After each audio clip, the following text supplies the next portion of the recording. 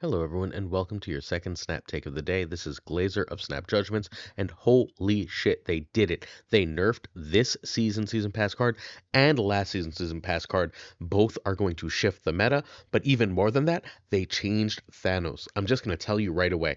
Thanos now works like Agatha Harkness. It's an extra card you draw in your hand. He's no longer taking up a hand spot. You still have every bit the chance you had before Thanos was changed to drawing all the stones, but now you have better draws because you won't be drawing Thanos sometimes.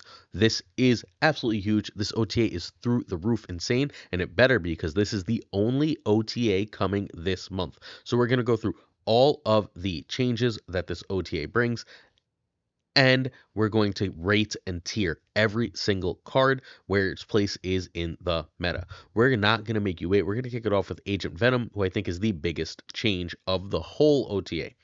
Agent Venom used to be a 2/4, set the power of all cards in your deck to 4. Now he's a 2/5, but he's setting that on reveal to +3.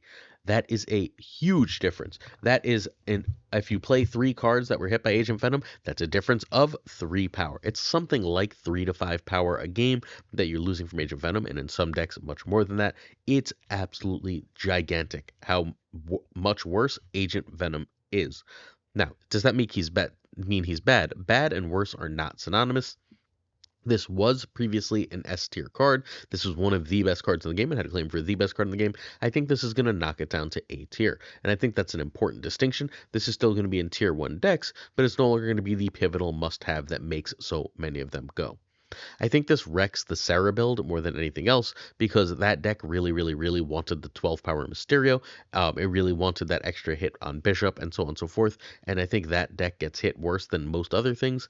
This is still going to go in both the Bounce and the Claw Iron Man shell. They just have less high end power. With Agent Venom, it's no longer a snap condition. It's now something that you'd like to do that gives you a lot of power in the deck, but it's not an immediate snap condition. This is huge. Again, this Woody good cards list still works. Bast and Agent Venom are much more similar than they were. Although, again, Agent Venom will have 5 power himself when you play him. So playing him late is often better than it would have been, right? Like when you play him and you're only going to get 1 card. If you're only going to get 1 card, it's in fact ultimately the exact same. He'll have the 5 power. The card you get will have 1 less power. So that works out the same unless that card is Iron Man or Mystique that you're playing in a different location, obviously. But that is this deck is still real. Let's start there. This is still a real deck. This is still a deck you have to know about, be aware of. It's not as popular in the meta as it was, but that's just because it sort of became known. It's still a very powerful deck capable of competing at the top end of Marvel Snap. It's worse. It's a worse deck than it was, though. I think that because this had been losing popularity, even with Thena and Spotlights, this had been losing popularity for a little while. I think that the Agent Venom change likely pushes this away, which is a shame because the deck is still really good. But people don't like to play things when they get worse than they were, right? And this deck, which was already on the downswing thanks to Surtur decks, will now just fundamentally go away, I think, even though it shouldn't. Next up, we have Surtur, and Surtur just lost a power. And the first thing I'm going to say is, told you so. They want Surtur to have 2 triggers and then be able to still make Skaar cheaper, right? Because that's your turn 4 play, your turn 5 play, and that's what their goal is for Surtur, to then make Skaar a more playable card. I still believe that this is worth it in every deck it was before, but it is much more vulnerable. This was like a card that if this was like the only thing in hand and it got hit by a Scorpion or you top deck, they got an early Cassandra Nova through whatever and you got to top deck it, it was still good. Now it's significantly worse for that particular matchup. Um Look, this was an S tier card, and it's probably still an S tier card, but I do think the main deck, the deck you're thinking of right now, without me even saying what, that Skaar deck is significantly worse, but we'll talk about that in a minute. Instead, we're going to look at a deck we looked at this morning. I still think this is the best deck in Marvel Snap. Surtur has 1 less power, which is worse, but if you pull it with Malekith, you're still starting with a 410. We all know how powerful 410s are, right? Uninteractable 410s, all the more so. We then also could end up like, right, we still have the exact same, we have 1 less overall potential power in the list, right?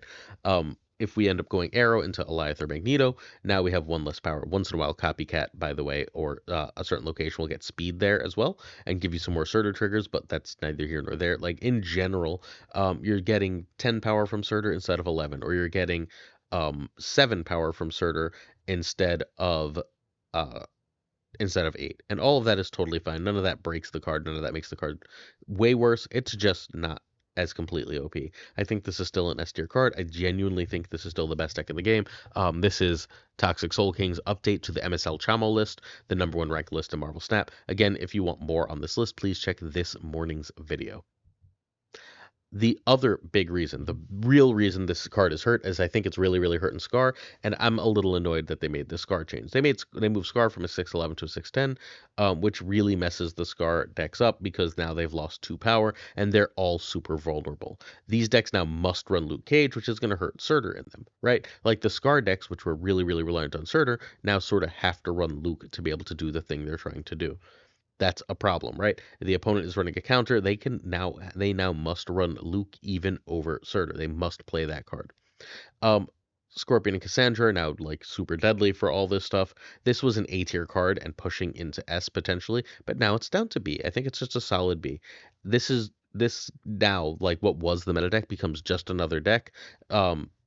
If people keep tacking for it. If people are running good cards that like naturally counter this, like Cassandra Nova, like US Agent, then I think this becomes just another deck, right? If everyone ignores this, right? If Mobius disappears, if all these other cards disappear, then all of a sudden this is still going to be really great. But I fully expect this to be pushed down a tier.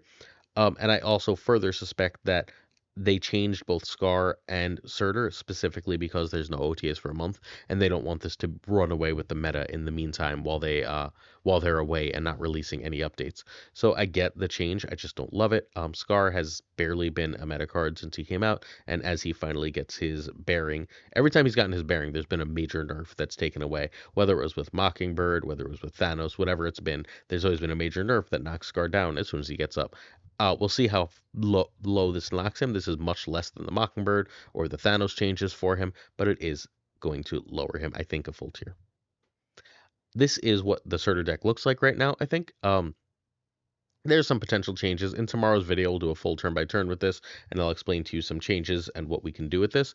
But I do think that this is fundamentally where we want to be with the list. No one's running Shang-Chi, so I don't know what the point of the armor is. The Cosmo's still really good, but I don't really get the point of the armor anymore. So we're just going to run some ways to win mirrors and some ways to beat like other prominent decks with Shadow King and US Agent. If I've got to run Luke Cage and play Luke Cage, then all of a sudden US Agent's amazing. If my Skaar is free and they're not playing any hard countery stuff, I can spend my last turn of the game going US Agent and Luke Cage, and then just saying, great, now I've lowered all their big stuff, and my big stuff is even bigger, and that's an easy way to win. So there's a lot. You can also keep US Agent in a lane if you're in a lane if they have like a Mobius to keep yourself under Shang range and drop a Luke later. There's options here. There's options here is all I'm saying. So this list is amazing right now. I think this is one of the best lists in Marvel Snap. Is it as good as it was yesterday? No, it just lost 2 power it really needed, but it's still very good. Sorry, I accidentally clicked ahead, so we're gonna go it. Silver Sable was the best 1-drop in the game, the best generic 1-drop in the game, so she goes from a 1/1 to a 1/0. This is just way worse as a general card, but it's still great in bounce. So what they did is they lowered its floor, but they kept its ceiling really, really high. Because in bounce, when you're using it multiple times, it's still insanely strong, right? What's really hurting this is this as a card that is in general decks. If you needed a 1-drop, you would often just go, I'm just going to throw Silver Sable in. She plays as a 1/5. That's through the roof power. Once in a while, she can just sort of randomly steal a game. She should probably lose a power, I understand it, but she goes from an A tier card to a B tier card. She's still an A tier card in bounce, but anywhere else, I think she's fundamentally mid. This is an example of a bounce shell that will still run her. I still think she's the best 1-drop in slot. She plays essentially as a 1/4 instead of a 1/5 when you immediately play her, and again, the -2 has extra utility and extra power. This deck will still keep Agent Venom. Agent Venom hitting Silver Sable is still really good. In fact, there is only a -1 at that point, right? To Agent Venom, again, like that'll completely reset Silver Sable, so that works perfectly fine. The big loser of this exchange, by the way, is Beast, who loses 2 power, but everyone else is more or less fine, and Agent Venom gets that 1 power that Beast loses, so you should be breaking even there. Yeah, I don't know. I think this is ultimately just completely fine for the bounce deck, where we should still be able to take full advantage of this card. Shadow King. Well, that was quick. Shadow King went right back to a 2/2 after being a 2/3. We knew that. It was an S tier card before. It was an S tier card when it was a 2/3. Now it's an S tier card as a 2/2. I don't know what else to say about it. They should have never buffed it. I understand what they were going for, but Shadow King is I don't know, the best tech card in Marvel Snap. Whatever. Here's a nice Shadow King deck. This is the current version of the Cook. It should probably replace Gladiator with Speed, fair warning, but this is a current version of the Cook, the deck that Barzy and Derek made that they were so proud of that was really dominant for a while. Is it great? No. It's just a reasonable home for Shadow King because if you can get it out with Mockingbird Sasquatch type shenanigans, you get a ton of power and are very, very easily able to win the game. Really cool list. Props to the creators of the Cook. I don't know. That's it. I have nothing really to add. Shadow King is Shadow King is Shadow King. Next up, we have Black Widow, and Black Widow is changed in a huge way. Instead of an on reveal at a Widow's Bite, she now gets an extra power. She becomes a 3/4, but she's an activate. So all the combos, like the Jet Misery stuff, the hot location, that was everyone just sending stupid a million Widow's Bites all over. All that stuff is now gone. You can't Grandmaster it. You can't whatever. There's no way to re-trigger activate. So it's now one Widow's Bite, and it's a significantly worse card for that. She has exactly one home then. She goes in Darkhawk decks. She's an easy cut in Darkhawk decks, though. Basically forever. Black Widow, before Misery came out, Black Widow was just a card you would throw in an occasional Darkhawk deck, but you'd usually end up cutting it. Look, it's probably an easy cut again, right? Like, it had its minute, but now it's just a cut again. I don't know what else to say. You can play it if you have the space, and if you don't, you're fine to cut it. This was an A tier card, like an easy A tier card, and I think it's a low B or high C. I honestly think it's probably going to end up high C. This is a major change. I think it's interesting that they're using Activate to sort of nerf this card, because it's so clearly so much worse that way. This is what a Darkhawk deck looks like. Nothing much has changed, right? Agent Venom is again worse for cards like Black Widow and worse for cards like Rockslide, but again makes up for some of that power with itself. Worse for Absorb Man, etc.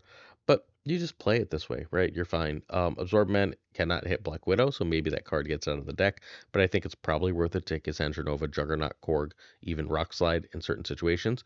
Maybe it just becomes Grandmaster now, so you can Grandmaster the Cassandra Nova, Korg, etc., etc., etc. I don't really know for sure. I do know that this deck is still very good, and that Black Widow may or may not belong in it. So the reason I think Black Widow may still have a place, may, not will, still have a place, is going to be that, like, what else am I really doing on turn 3, right? I don't, like, they moved Rockslide out, so I might as well just keep it there, but I don't know if that's a requirement. There is one other option that this deck can have. If Agent Venom proves not good enough, we can go back to a Ravonna shell. Cassandra Nova, Iron Man, and Cassandra Nova, Iron Man, and Mystique are more than enough to run that card. You can then add an extra couple cheap things, and just run a simple Ravonna instead of an Age of Venom. We're going to have to see which of those is better in this type of shell going forward. In a deck that runs like 3 XO cards, right? We don't know which is going to be better, so we're going to have to wait and see and find out. Next up, we have Destroyer, who got his power back. He still has the same on reveal where he's destroying other lanes, but he gets his power back. So 2 power is a lot, but this is still like an early experience card. There's only so much you can do with it if it's only working in one lane. You need to play it with Cosmo and Armor still. And at that point, I just don't think it's great. 16 is not what it used to be. 16 power used to be like absolute game winning. It still can be lane winning, right? But it's not what it was. It's a C tier card that remains in the C tier. It's basically a card you want to play with your various Nimrod packages and almost nowhere else. If you can go Symbiote Nimrod and then you can drop Destroyer in a different lane, you're perfectly happy with your bajillion Nimrods all over the place. That's all this does, right? Like, that's a perfectly fine place for this to be. That doesn't really do anything else. I don't know what else to say, right? Like, it doesn't really do anything else. It'll destroy X-23 Wolverine. It'll destroy your Electro, but I don't think that this has, like, a real home in the Marvel Snap metagame. I don't think we necessarily want it to have a real home in the Marvel Snap metagame anymore, but it's still a card. Look, I'm happy they made it better, if there's at least that. All right, next up we have Valentina. Valentina keeps her cost. She's in Spotlight. This is a Spotlight buff. So she now goes back to what she was originally data mined as. She's a -2 cost and -3 power. Now she's a -2 cost, -2 power. That's obviously better. It's still a B tier card. I don't think this matters. It usually gets played with Luke, but in the games where it doesn't, this is slightly better, right? A 4/6, for example, Odin is significantly better than a 4/5 Odin. You understand how this works, right? Like, +1 power, good. That's fundamentally what this is. This is sort of unofficial +1 power, because fairly often you get something dead with her that you're not going to play anyway, and it's nice that if you're going to get something dead that you're not going to play anyway, this at least gets the extra bonus of stats. So, okay. This at least has the potential, sorry, when it does work, of giving you an extra bonus to stats. I like it. I'm for it. I think this is a good change. This is a good card, though. Not a must-have card, but a good card, and the buff makes it slightly better.